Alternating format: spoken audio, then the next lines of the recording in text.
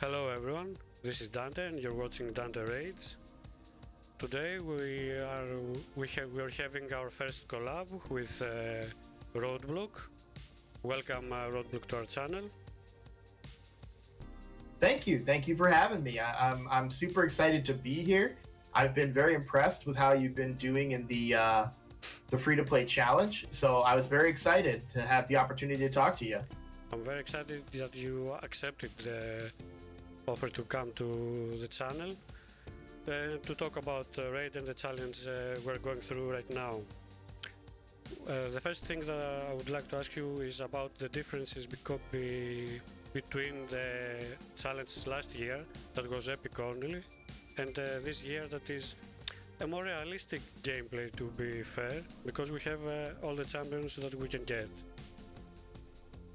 Yeah, I really like the fact that they included legendaries this year. So last year I did the free-to-play challenge, and very early on, some players pulled Geomancer, and I never felt like I could catch up to them because Geomancer was on such a different level. Where now, like for example, you pulled a Harima very early. Yeah. Well, I have a catch-up mechanic in that if I could pull a Void Shard tonight when we get our 1 month Void Shard, and I could get somebody really great, like an Odin or Taras or something crazy like that, or Marishka. And that would really change the course of my account. And now all of a sudden, even though you have somebody as good as Harima, I have a way to keep up with you and potentially catch up. But last year, I never really pulled any good epics, and I felt like I had such a low chance of pulling that Geomancer level epic to be able to catch up to everybody. So I like that I have a way to catch up now. Yeah, that's a great point, because there is much more versatility this year, because I pulled a Harima, Niva pulled a Harima, we had the Lumi, I think, with I still forget his name. Where is he? With Hellcath. We had Bront with Geomancer.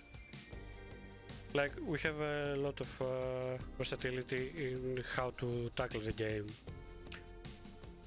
What was your starter champion, and what coach did you use? So the starter champion that I chose to go with, I went with Kale, and I went with Kale for a couple of reasons. One, obviously he brings poisons. That's the one thing that almost everybody talks about. But a lot of people tend not to talk about his campaign farming ability. And at the time that we started, I didn't realize how good Alice was going to be at campaign farming. But he did give me a way very early on to do 12-3 brutal and farm up and get Alice to the level where now she does my campaign farming. So I went with him because of the cooldown reduction on that A2 is really nice. And then for the promo code, I chose to go with Taragi, so I used the free frog promo code. And I did that because my big focus was going to be on clan boss early on. And if you even look at the clan boss scores for today, you can even kind of see that with Taragi in the team, I'm actually pretty competitive, even with people that have pulled, Geomancers and Harimas and these other great champions. Would you mind putting that on the screen? The clan boss scores for today? Let me try.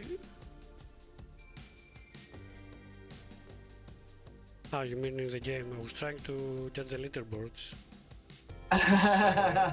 I'm sorry. Do we want to do that one? No, it's okay. Okay. You are. Yeah, so you can see across the two keys, I'm kind of like probably like 12 million average. But that's not that far behind somebody like Bront and even you. If we look at the scores for Nightmare today. So, and I think a big part of that is because I have the ally protection to get 1 or 2 more turns of damage. So, to be a little cheeky, my damage was 12 million, but my Ugo was a bit naked. okay. I was changing gears the year before because I was trying to finish a hard campaign and forgot to gear here again. I only have the last stage. Who are you using on Nightmare Campaign, if I may ask? I was in general. I was going like this because I wanted the HB in all battles and Harima to do most of the work, and Wukong. What Okay. we could go next because I started with Aethel as my starter, which doesn't make so much difference because I didn't actually use her that much, and I never planned to use her. It was never in my plans. But Wukong was. First of all, I believe from all the codes, he's the one that will be endgame viable. So when I started the challenge, I never thought I would be in the top 50, let alone first, second, or top 5 or anything. So I played the game like I would play normally. I thought Wukong would be forever one of the best champions till the end game, and I love Arena, so it was the only way. What I never thought and finding the way while playing the game was that his revival made it so much easier to 3-star everything. Because even without gear, I could just have my best gear in Harima or Tyrant or my starter. Like I could go like this, and he will always come back. And because I always deliberately had lower gear on him, they would always target Sun Wukong. And my main character will always be full health. They kill him, he comes back, and everything. I did a similar strategy. Obviously not the same because I don't have Sun Wukong, but I used Ugo and Alice to do all of my wave clear because Ugo has that revive if everybody dies. So that counts even if it's one person. So she's a little kind of cheeky reviver while still also bringing decreased defense, which makes Alice even better. So I beat Nightmare Campaign yesterday. I actually only did it because Bront said that he had done it, and I was like, okay, hold on. Bront can't. I'm not gonna let Bront pass me up. I'm too competitive. I'm not competitive, not that much to be fair. But when I saw him post that he did it, I remembered it. And all day today I was doing hard campaign and got so much resources that I have left here. I was in Valdemar Strait. I haven't done anything past that. I left it because my thinking was I didn't need to. So I'm trying to finish it today or tomorrow to get the sacred shard because I want to open everything this weekend, let's say. Yeah.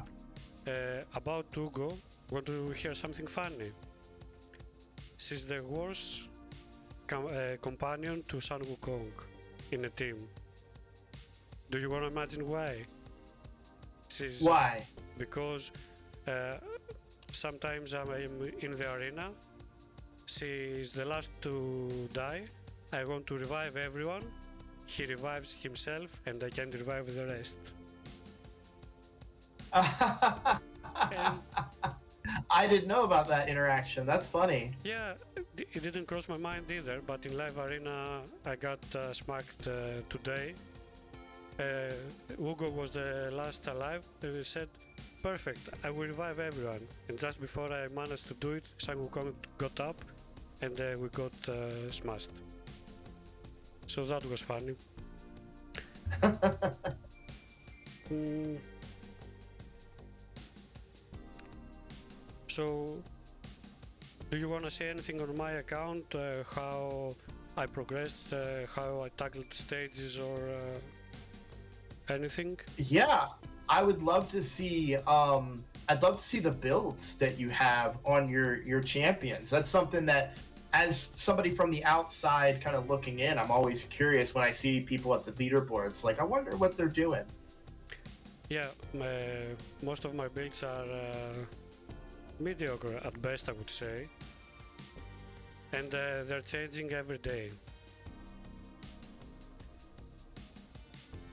Well, what I do, basically I use lifesteal at this point with my strongest nukers like Harima and Alice, but what I change every day and waste my silver basically is that I put them in resistance builds. Because I don't, I think we talked in your video as well, but in Doom Tower, I finished it yesterday. The best advice I could give to anyone to do it is just have as much resistance as possible. Because I put Alice and Harima resistance builds, not even 100% crit rate. They have War Master both, and they could survive the hits from the dragon.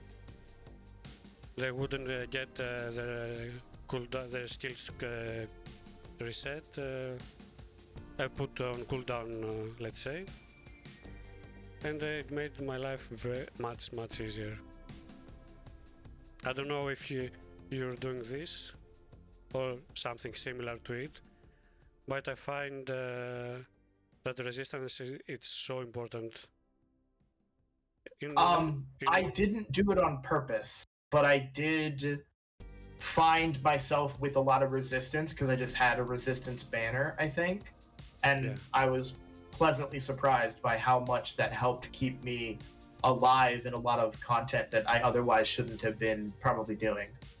Yeah, I didn't think of it at first, but putting a resistance chest first because I didn't even have them 6-star yet. It allowed me to do Ice Golem, it allows me to do Dragon and everything. Mm-hmm.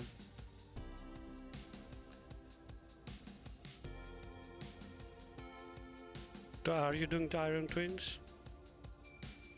So I've done it for points for the challenge, but I have not farmed it every day.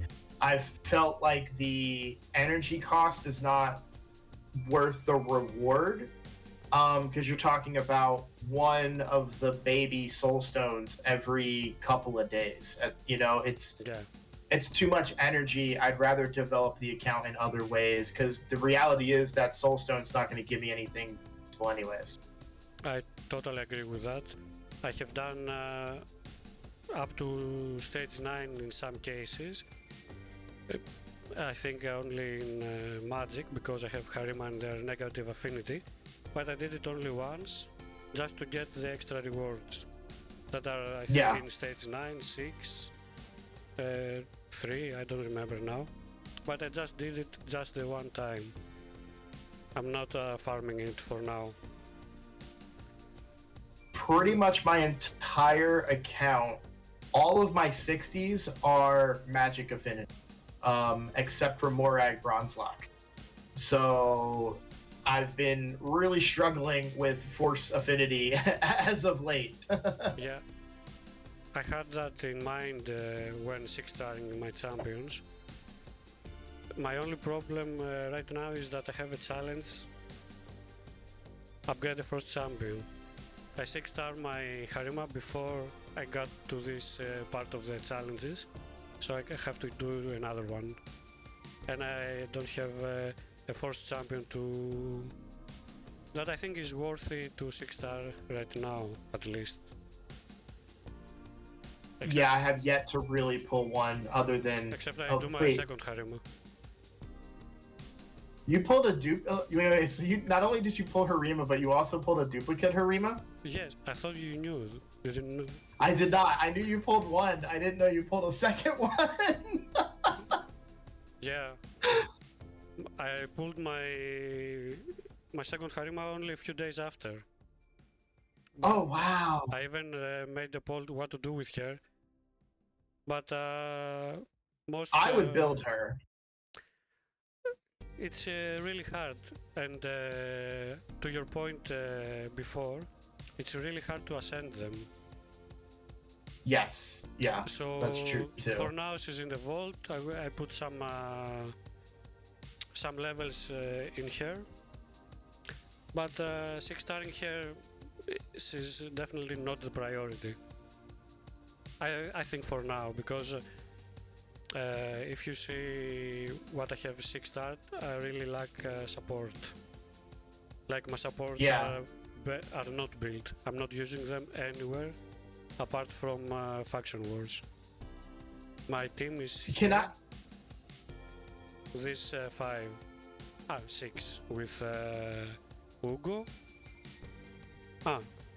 7 Apothecary, and 8 Diabolist. This is my 8 champions that I actually use. Can I ask, where are you in the missions right now for Arbiter? Of course. I'm in arena missions, upgrade an affinity bonus to level 7. And, okay, good. I'm in the same one.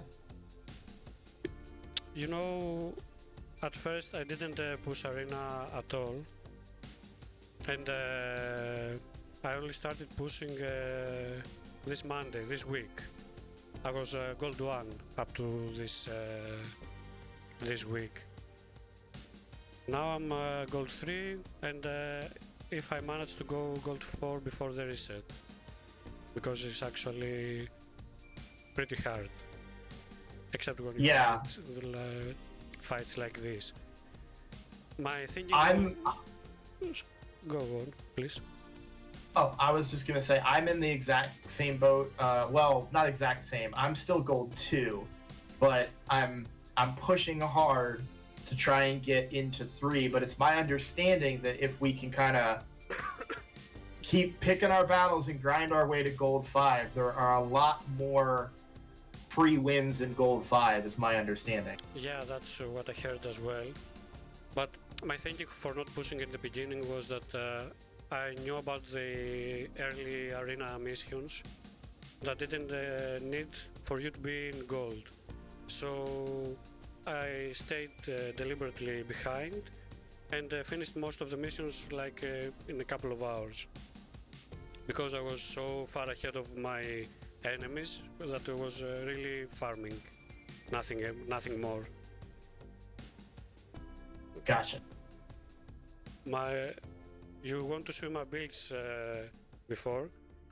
If you want to talk about builds that I'm really, let's say, kind of proud, is my Diabolist.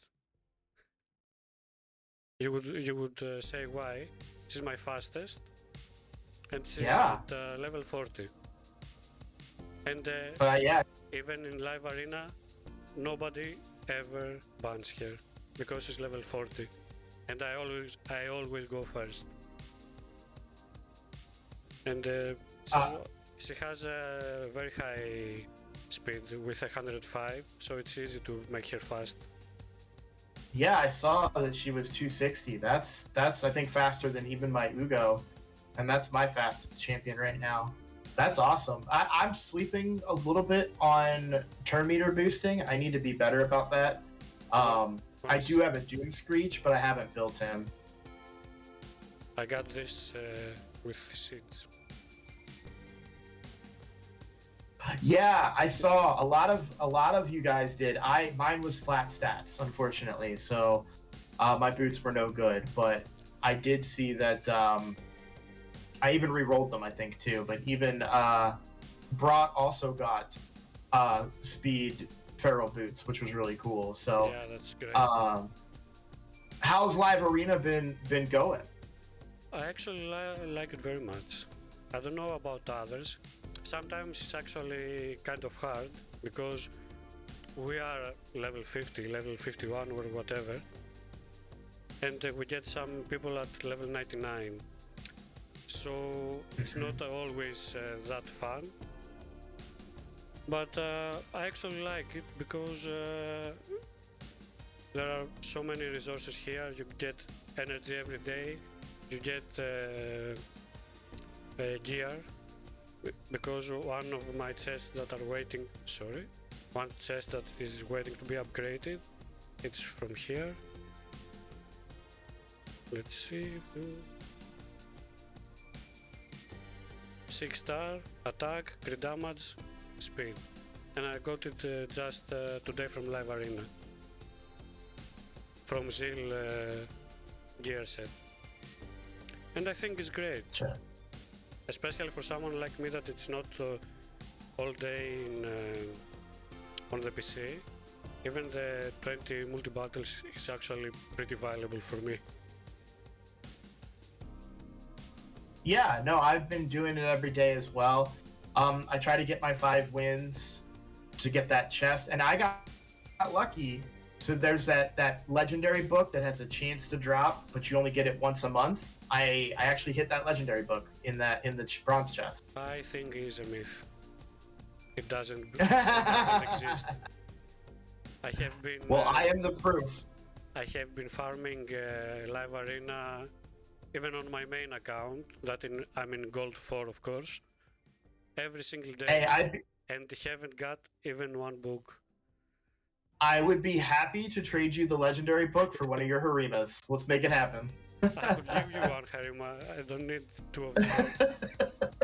Like Bront got 2 Geomancers. Like yes, yeah, I saw that too.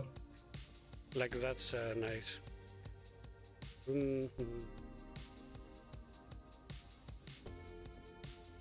Do you like Toxic Set? Are you using Toxic Set? No, I'm not using it. So to be completely honest with you, and we talked about this a little bit over on my channel for the video that we did, but because my build on Alice is so strong, I haven't really needed any extra damage. Damage hasn't really been the problem. Mostly it's just affinity that's been the challenge to get through some of the bosses. But I do like Toxic Set. In the past, when I've built unkillable teams, in the old school raid, I would put my Eris in a Toxic Set. So yeah, I do like Toxic Set. I think it's a great set. But I also haven't pulled the pieces yet to really make it work.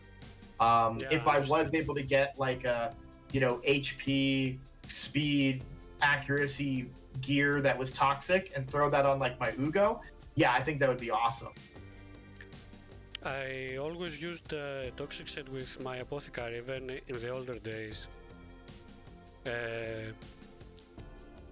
Before it got nerfed last year, I think, you could put a poison with every hit, not just every skill. And that was very strong with Apothecary that has 3 hits. So it's a bit of an old build for me, but I use Diabolist as a turn-mid booster, so I don't use him that much in Arena. I have him just for the poisons, because I didn't have any poisons in my account up until today, actually, that I got Mesiliac Priest. I opened everything today, of course. Congrats! My pulls today were Mesiliac. I got Vrask from the Prism Shards. That was something to debate as well. I want to ask your opinion on it. I got Oathbound, and also I got Ethlen from my voids. Yeah, I think that's it. And some rares. What I want to ask you, because it was a debate and a bit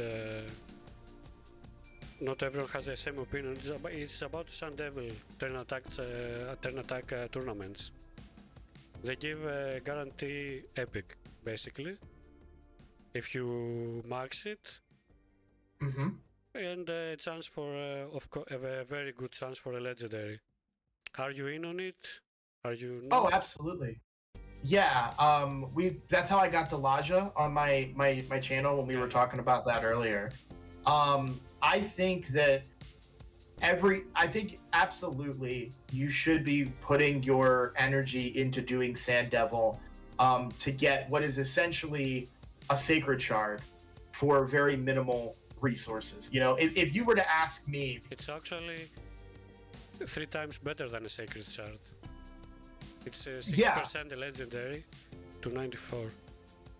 It's like it's 6 times better than a Sacred Shard, and 3 times than a 2x Sacred Shard.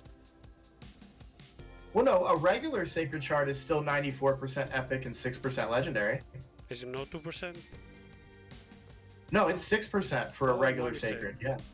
Yeah. So it's basically a free Sacred Shard with just a very specific pool of champions. But if you were to ask any player, because I associate energy to gems. That's usually what I use my gems for, is energy. Yeah. And so if you were to ask me, you know, would I pay 500 gems for a Sacred Shard? Yeah, I probably would. And that's essentially what you're doing in a roundabout way. So yeah, I'm a huge believer in Sand Devil. In fact, in the event last year, I can't remember who I pulled last year. I want to say that it was Helicath.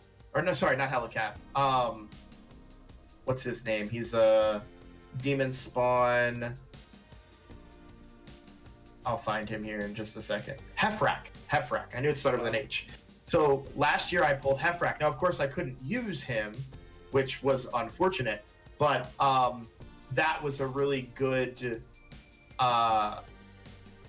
pull for me from those prisms. I think that's who I got. I could be wrong about that. It's been over a year, but yeah, I think those are a great resource and tool for players to use to get some value. And like you said, you pulled the Mycelic Priest, and I pulled Delaja, who was one of my most wanted in there. So I'm really happy with what I got today. Yeah, I think this tournament is one of the greatest things for beginners, basically, that Plum has done. I think, along with Chimera, of course, because it's actually not too easy, but relatively easy to get the first chest, the first couple of chests. And relics can be really strong. I have a couple of mine, but the best I have is Malefic Talon on my Harima. I don't have a gem, but still I get 20% crit damage. I have 900 HP, and I had that from day one, which is really strong. I have defense on my Tyrant and everything. Yeah, those relics are super impactful, and you've had better luck than I've had on my relics. I think you've had better luck just all around. But hey, I got a legendary book, right? I'll hold that over you for a little bit. I haven't had a legendary book even on my main account, so yeah. But we have talked about it in your channel, I think, as well. But as you can see, I do have a lot of gear, even 6-star and epic and legendary and everything. What I did in the beginning was to farm dragon more than I should. I was farming dragon non-stop. I was doing it with Harima and Sang Wukong and 3 food champions. I thought it would be better to get some gear and upgrade champions level at the same time, but that backfired because I got the pieces but I didn't get the silver to upgrade them, and I'm still struggling even 2 weeks after I stopped it. I can't get my silver bank to back on track. Yeah, it's silver is such a pain, and one thing, and I haven't really done it yet, but I think, well, no, I'm not quite there yet, but so never mind. One of my tricks that I use on my other accounts is to craft the 3 to 4 star stuff in the forge and then sell that stuff, but we still need it because I'm not able to consistently farm the 5 to 6 star stuff yet. So, but at a certain I do yeah, that every day. Like one of the best advices we could give to any new player is do faction wars every single day. Like yes, glyphs are really important, and the what do you call it? The material to forge gear is really important. To get some 5-star gear perception, I have one. Let's see. Wish me luck. absolutely. I'm doing faction wars every day as well. That's nice. Unfortunately, I don't know if I'm just getting a big focus of champions in one faction or what, but for example, I don't really have anybody that can do Sylvan Watchers and Skinwalkers today. So, but for Sacred Order, I was able to push all the way down to 15 for the first time, so that was really cool. Yeah, I didn't buy. What I did today in faction in Sacred Order, it was to 3-star. Like I spent my keys to 3-star most of the stages. Mm-hmm. I did that up to 12 when I started, but everything was 1-star. So I chose instead of pushing up to just 3-star and push next time. I was able to 3-star up to stage 9, but then on stage 10, I still have a couple of like unleveled rares. I threw some gear on them that wasn't leveled, and it wasn't really enough to keep them alive. So I was like, well, if I can't get a 3-star on stage 10, then I should go down and push stage 15, and that's what I ended up what I ended up doing. So. Okay. Next, one question: how many of your choices, when regarding to the challenge, are for points, or just that's the way you're playing the game? Have you done anything that you wouldn't have done if it was just your account? So yes, I have done some stuff just to get points. Most notably would be Nightmare Campaign. Like I said, I saw Bront did it, and I was like, okay, well, I gotta catch him. And the reason I didn't do it was because I knew if I did it, I was gonna pull that Sacred Shard, and I did, and I got an epic that wasn't very good. So, you know, I was like, okay, if I don't do Nightmare, then I won't be tempted to pull that shard, and then I did it, and I pulled the shard and struck out. But I did that for points. Sand Devil and Shogun, I don't think I would have ever pushed as far as I did in those dungeons, other than to get extra points for the event. And also I would even go as far to say, because I just hit stage 20 of Ice Golem today, and I was convinced I wouldn't have been able to push. So I wouldn't have even tried it if not for the chance to get some points, and I was like, okay, well maybe we'll try it, and if I get the points, then great. If I don't, I lose 16 energy and we just move on. But I was able to go from, I went from stage,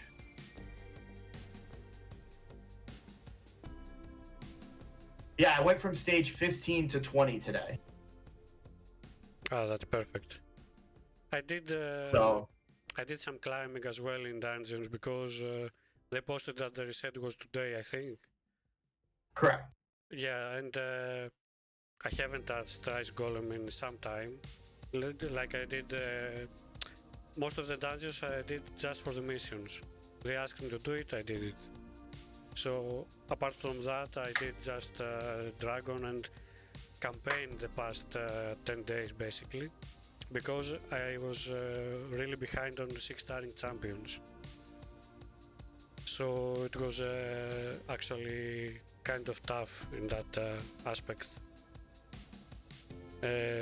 One thing I did because of the challenge that maybe I wouldn't do it, it was that I fed 1 or 2 epics.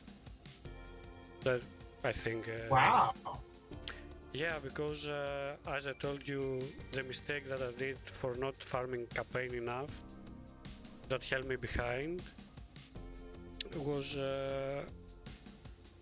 holding me behind 2 6-starring champions. I think I fed Kalia. Not that she's really great, but she would help me in faction wars or everything, and I would I would keep her for at least a month, you know. Yeah. I would start feeding epics from now. I would say that I'm actually kind of opposite in a way. So when I normally run these accounts, because I've done a lot of free-to-play accounts over the last couple of years in a short period, I actually tend to feed quite a few epics because I'm not the biggest fan. Like, I know I should prioritize faction wars, which is why I'm doing it on this account. Yeah. But usually on these long-term accounts, I kind of ignore faction wars a little bit. I don't think I'll ever do that again because having done it this time, I really see the power in it. But like, I almost always feed Jizzo and Shaman if I get her when I do a new account. That's almost always like one of my first or second 5-star foods to go into one of my champions. But this time I kept them because I kept Jizzo. We didn't get Shaman, but I kept them because it's like, okay, well, I can use them for faction wars. That's why I'm going to keep him. And I've kept pretty much every epic with this mindset that they'll be in my faction wars team, and even a couple of epic or a couple of rares. I've actually pulled every single starter champion. So I have Elhain, Gaelic, and Athel. 2 points. One, I actually like Jizzo. And it comes to the point that I told you before about defense champions. Mm-hmm. I actually love them because they're, especially in the beginning of the game, they are really strong.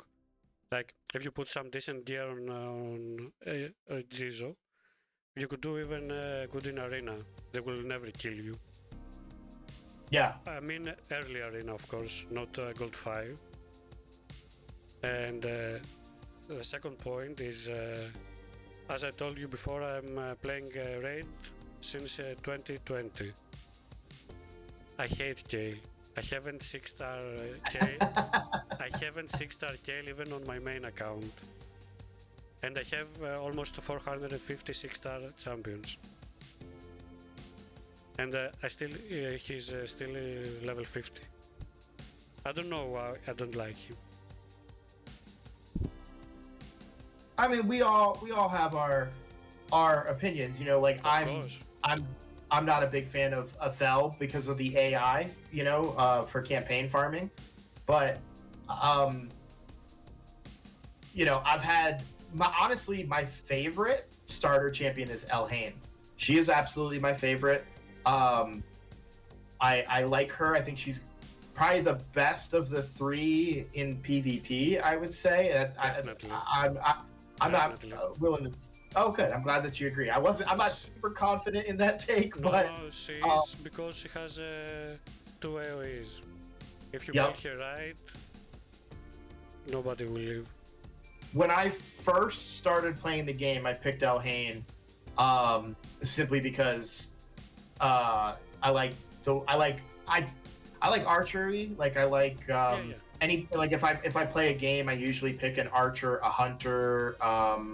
In World of Warcraft, you know that type of thing. So I usually use a bow and an arrow of some kind. So I was like, okay, we'll go with Elhain, and yeah, I really like her. I was tempted to pick her for this challenge, but I wanted the poisons for early clan boss progression, and you know, this has kind of changed my look on a lot of things. That maybe that poison isn't as valuable because we're not even a month in. We're a day. I mean, we're about to be a month in a couple of hours, and I'm ready to get rid of Kale already. So I really agree with you. Yeah, I think I may change my approach for future. And to be fair, as a poisoner, he will do the same job at level 50. So Yeah. So it comes to my controversial opinion, I guess, that nowadays it doesn't rare is not worth 6-starring, especially in the beginning. Like the stats that a legendary gives you, they are so much higher. Like for example, we get Alice now. She starts with 16k HP. When Kale, where is he? Starts with 13. And we know that that makes a huge difference when you put HP percentage or whatever stats in them. So I believe in the power of legendaries, and there are many free ones with codes, with links, and whatever. Back in the day, we didn't have such luxury. So yeah, I think it's definitely a new approach that you know, if somebody was to come into my chat and say, should I 6-star Wukong first or Kale, I would almost always tell them Kale. But the more I think about it and the more I see and experience these free-to-play challenges, the more I'm starting to think that, you know, nobody's been in that position. Back, you know, the content creators, when they were making these accounts years ago, they didn't start with a legendary day one. We now get promo codes for a day one legendary, and I think that's very, very important to remember, and we should be kind of maybe adjusting our play styles to that. yeah, I really believe that. So thank you, Roadblock, for joining the channel. I really enjoyed our conversation today, and I hope to do it again sometime. Would you like to tell everyone where to find you or anything else? Absolutely. Well, first, I want to say thank you to you, Dante, for having me on your channel. I am very honored to be your first collaboration, and you know, we've talked a little bit of off stream, and you know, I'm glad that I was able to do this and help you out and be that first collab, because that's you'll never forget it, and they're always so nerve-wracking. But it's been great talking to you. And if you want to check me out, guys, you can find me at youtube.com/@I'mRoadblock, all one word. I'll put a link below, don't worry. All right, and then you can click on the link that Dante's going to put in there. But again, I can't thank you enough for having me on. I love doing collabs. I love just talking and theory crafting in Raid Shadow Legends. This was a lot of fun. So thank you for having me on. Thank you so much again, and I wish you luck in the challenge and in your pulls tomorrow, because we are all getting tomorrow in our quests some shards, so let's see what we're pulling. Thank you again, have a nice day, and I hope to talk to you again soon. Same to you. Bye. Take care, everyone.